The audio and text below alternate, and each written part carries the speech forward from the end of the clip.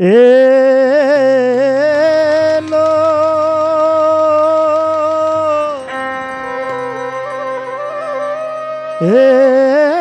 এলো আল্লাহ এলো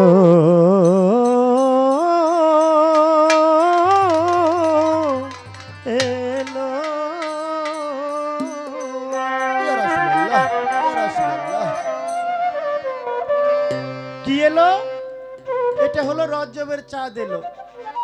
কারণ আজকে হলো রজবের 12 তারিখ, রজব চাঁদের 12 তারিখ। আমার খাজা বাবার দরবারে কিন্তু উরুস চলতেছে। এই রজব চাঁদেই আমার খাজা বাবা দুনিয়ায় ভূমিষ্ঠ হয়েছেন।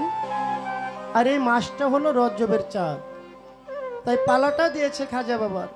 তাই সেখান থেকে আমার গানটি থাকবে।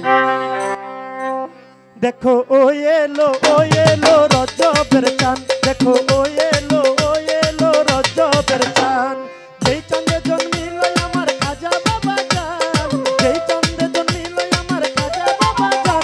দেখো ও এলো রজবের চাঁদ, দেখো ও এলো রজবের চাঁদ। দেখো এলো রজবের চাঁদ, দেখো এলো রজবের চাঁদ, দেখো এলো রজবের চাঁদ।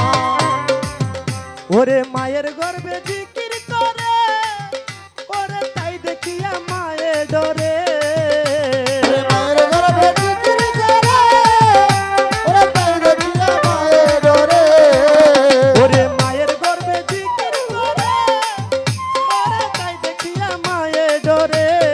ওরে উঠিয়া গেল বাহিরে কিছু নাহি পান, বাহিরে কিছু নাই পায়। উঠিয়া গেল বাহিরে কিছু নাহি পান। দেখো ও এলো রজবের চাঁদ, দেখো ও এলো রজবের চাঁদ। যেই চাঁদে জন্মিল আমার খাজা বাবা জান, যেই চাঁদে জন্মিল আমার খাজা বাবা জান। দেখো এলো রজবের চাঁদ, দেখো এলো রজবের চাঁদ, দেখো এলো রজবের চাঁদ। যেদিন খাজা বাবা জন্মেছিল, ওরে ঘরে নাহি বাতি ছিল। খাজা বাবা জন্মেছিল, ঘরে নাহি বাতি ছিল। যেদিন খাজা বাবা জন্মেছিল, ওরে ঘরে নাহি বাতি ছিল। ওরে নূরে আলোকিত করলো মায়ের বাসস্থান, ওরে নূরে আলোকিত করলো মায়ের বাসস্থান। দেখো ও এলো রজবের চাঁদ, দেখো ও এলো রজবের চাঁদ।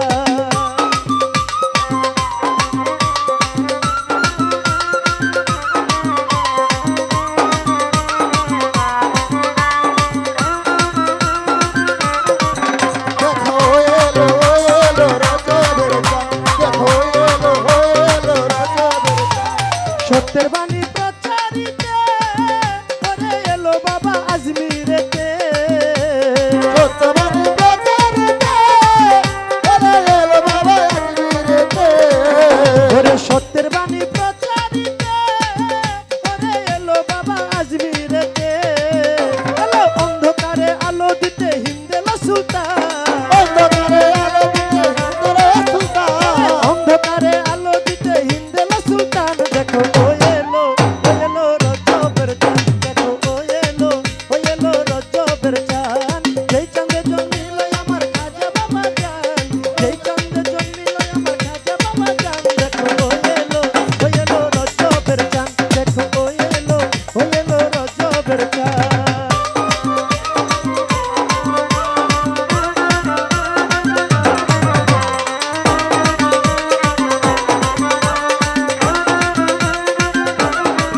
দেখো এলো রজবের চাঁদ, দেখো এলো রজবের চাঁদ। ওরে রজব চাঁদে খাজার নীলা, কত জায়গা জায়গায় জমে মেলা।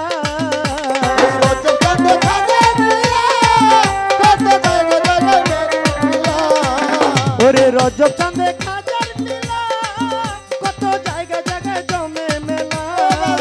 ওরে মেলাতে প্রাণ হয় উতলা বলে জসিম খান,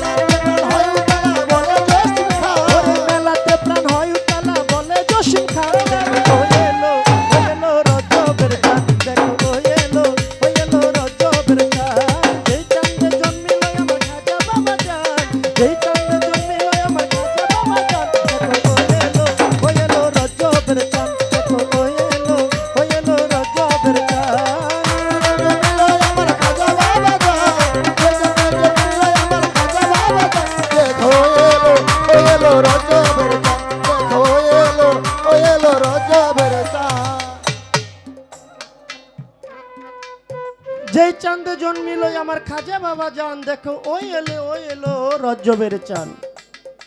গানের ভিতরে বলা হয়েছে মায়ের গর্ভে জিকির করে তাই দেখিয়া মায়ে ডরে, উঠিয়া গেল বাহিরে মায়ে কিছু নাহি পান। আমার খাজা বাবা পিতা যিনি খাজা গিয়াসউদ্দিন, একদিন সে বাড়িতে তো নাই।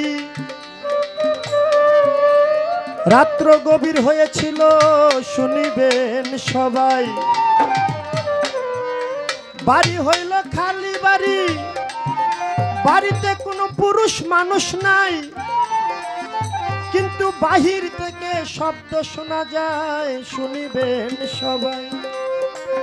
একদিন বাবা খাজা গিয়াসউদ্দিন সে বাড়িতে নাই, কিন্তু রাত্রে যখন গভীর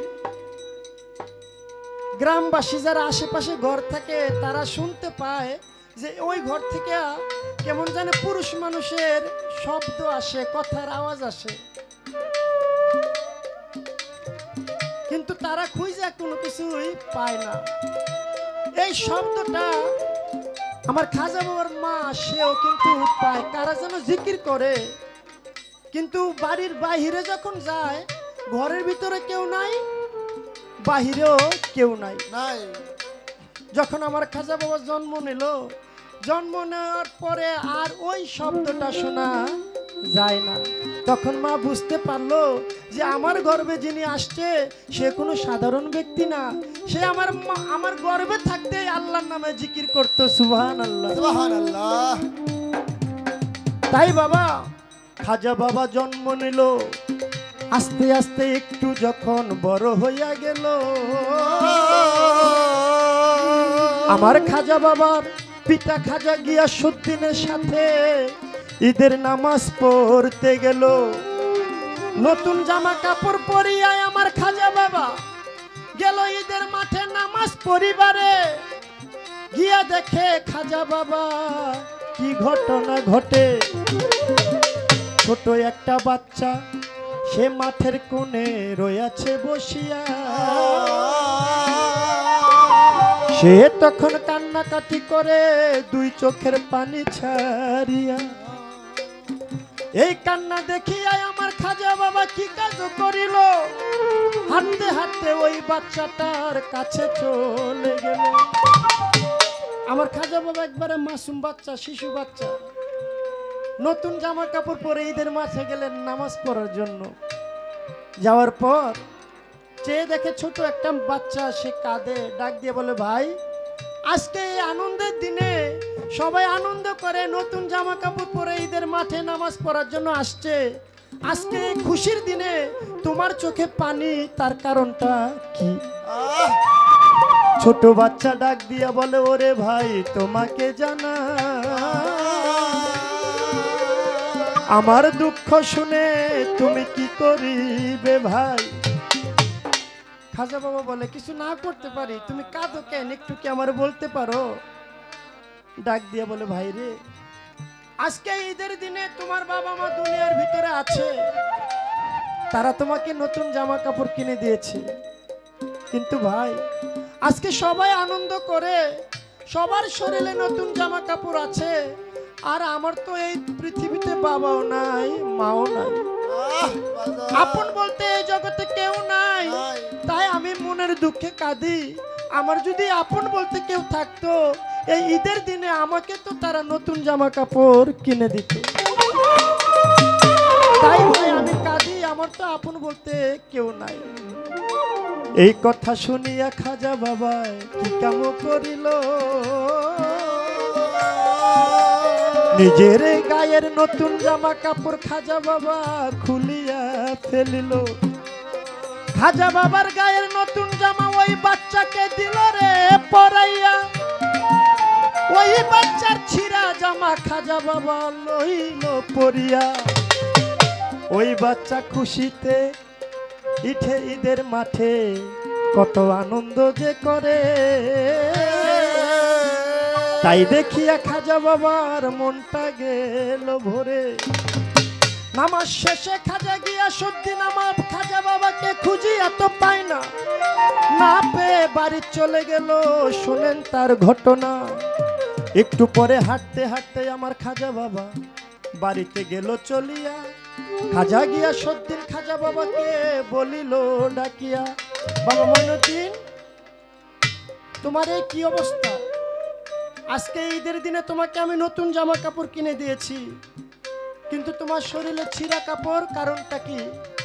ডাক দিয়ে বলে, বাবা, এই দুনিয়ার বুকে তুমি বেঁচে আছো তাই আমাকে নতুন জামা কাপড় কিনে দাও, কিন্তু একবার ভাবো তো, যার এই দুনিয়ায় কেহ নাই, বাবা নাই, মা নাই, আত্মীয় স্বজন কেউ নাই, তার কি অবস্থা? তাই ওই ঈদের মাঠে একটা ছোট বাচ্চা আমার ভাই, সে কান্নাকাটি করে, তার দুঃখ আমি সইতে পারি নাই, তাই আমার নতুন জামা কাপড় আমি তাকে দিয়ে দিয়েছি। আমার খাজা বাবার পিতা খাজা গিয়াসউদ্দিন আমার খাজা বাবাকে বুকে জড়াই নিল, বলল, হে পরওয়ারদিগার, এতটুকু বাচ্চা যে গরিবের দুঃখ বুঝে, কষ্ট বুঝে, আজ থেকে আমি তার জন্য দোয়া করলাম, সে হয়ে গেল গরিবের নওয়াজ, গরিবের বন্ধু হযরত খাজা মঈনুদ্দিন চিশতি। তাই আমার খাজা বাবার গুণগান, কেরামতের কথা বলে শেষ করা যাবে না।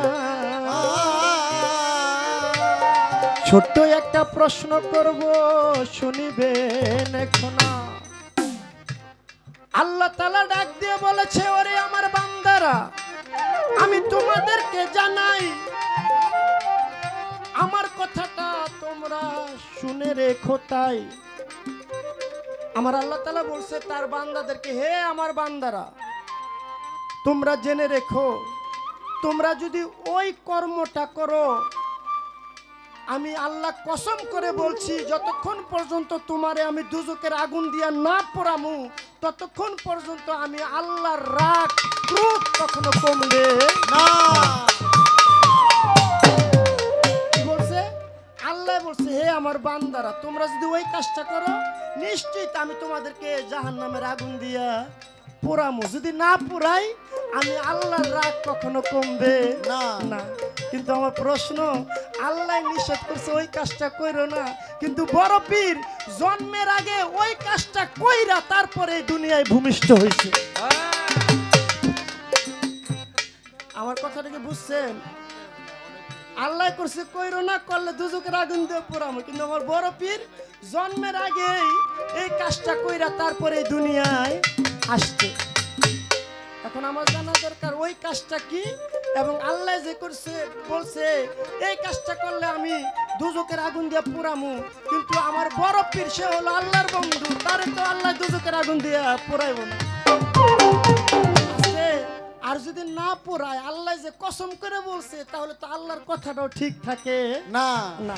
তাই প্রশ্ন, ওই কাজটা কি, এবং আপনি আল্লাহর কসমও ঠিক রাখবেন, বড় পীরও বাঁচাই দিবেন।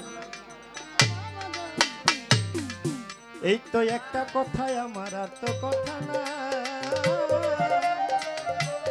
আরেকটি গান করিয়া বসে পড়ব তাই।